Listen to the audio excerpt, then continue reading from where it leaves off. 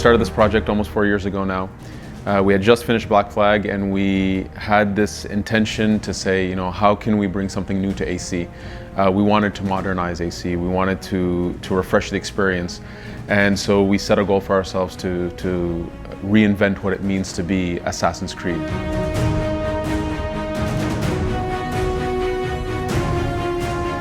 In previous ACs, the fight system was a paired animation system.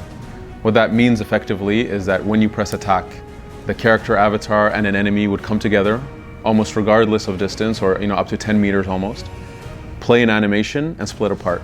And we wanted to move away from that. If we wanted to change fight drastically, we knew we had to move away from that, so we went to a hitbox-based system. What that means is if you press attack, you're going to swing your weapon, and if something's there, it's going to get hit and take damage, and if nothing is there, well, you just swung in open air and maybe you've opened yourself up. All of a sudden, what that does is it makes it so that the range of your weapon, the speed of your weapon, the position of the enemies and their loadout, their equipment, all of a sudden all of this matters. The player has two base attacks. The light attack, which is just a standard combo that you can unleash to do damage, and the heavy attack, which you can actually combo it with the light attack.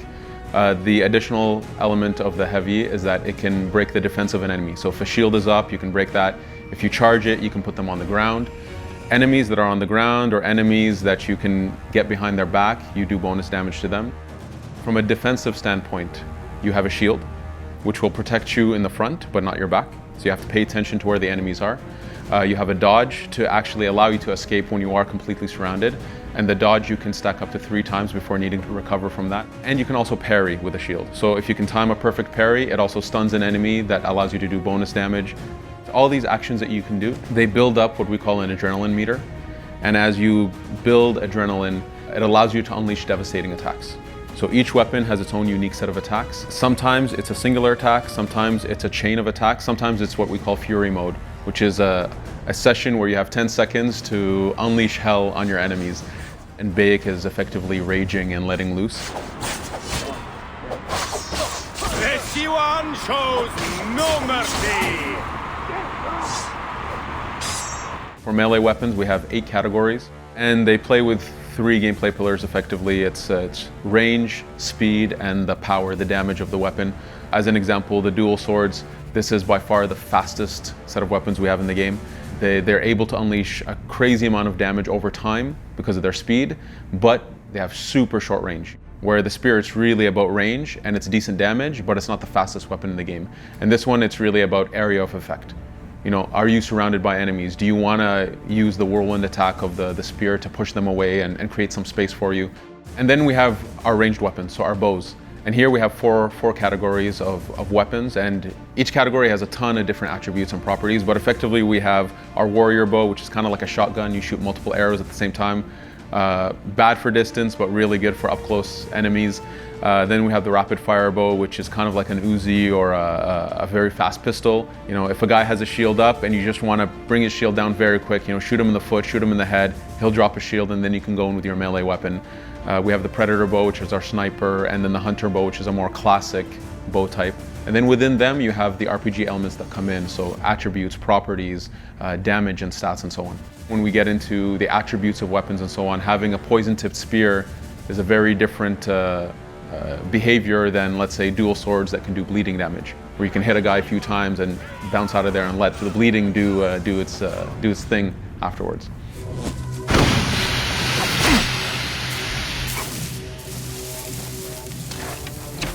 If you want a strong combat system and a long life of an RPG, you need a lot of challenge. You need a lot of types of enemies that can help the player really learn and master the fight system. We have a plethora of enemies. Within that, we try to have this essence of, can we make fights more unique? Can we make fights have a feeling of like almost a boss fight, even with the general enemies? And this is where we get into unique archetypes. We have variations of brutes, but effectively these are really big guys, very slow but very damaging. You don't want to be standing in front of these guys. You want to be able to get behind their back. So wait for them to make a mistake. Wait for them to take a swing, get behind their back, and then you can do a lot of damage on their back. Another enemy archetype is what we call the super. These are kind of commanders. These are elite soldiers, if you will. When they're fighting, when they're around, the other soldiers around will actually back off a bit. They'll cheer them on. They'll try to encourage their own commander. They'll still fight if you get close to them, but the idea is they show respect to this guy. You want to trick them to feel like they have an opening to get you, and then wait for them to commit to something or use your bow to stagger them. Then we have guys like the Predators. The Predators are awesome. These guys are almost like what it would be to face an assassin. These guys use smoke bombs. They try to hide inside cover. They don't want to face you directly. That's not their strength. Their strength is to hit and run. So they really try to stagger the player, to corner him, to go around and get to his back. And these are the base enemies that we have. These guys are there to help you learn the fight system, to start mastering weapons, so that you can eventually start facing the ultimate challenges of the game, which are bosses. Your mother taught me this one. From the beginning of this project, we wanted to have epic boss fights. We have them in the main quest line, side quests, optionally just roaming in the world. It was a very important goal for us to achieve. We really pushed ourselves and how far we can go with boss fights as the ultimate challenge of our combat system.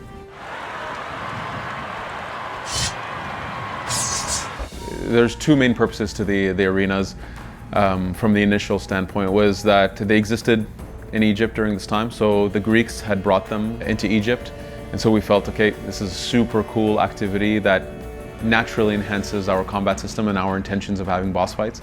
And two, it was a place that we felt we can really dedicate a true fight challenge, something that we can really handcraft, bosses, waves of enemies, and so on. We didn't want it to just be an activity in the world. We wanted it to be something that made sense for Bayek to be a part of. And so the initial introduction of the arenas is through the main quest line. And as a player, if you like this type of activity, if you want the rewards and the weapons and the outfits that come from Gladiator arenas, it's optionally there for you. So there are multiple arenas in the world. They start from these really small, tight, very busy and noisy little areas to grand coliseums, to something that's much more epic and grand. Sometimes you fight with specific weapons we give you. Other times you might only have a bow at your disposal in the arena.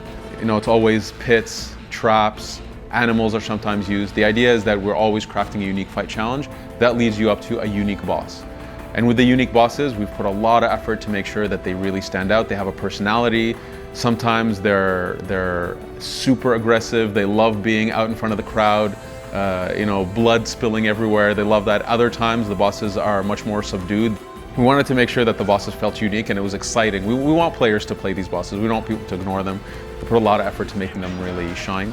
And of course, there's awesome rewards.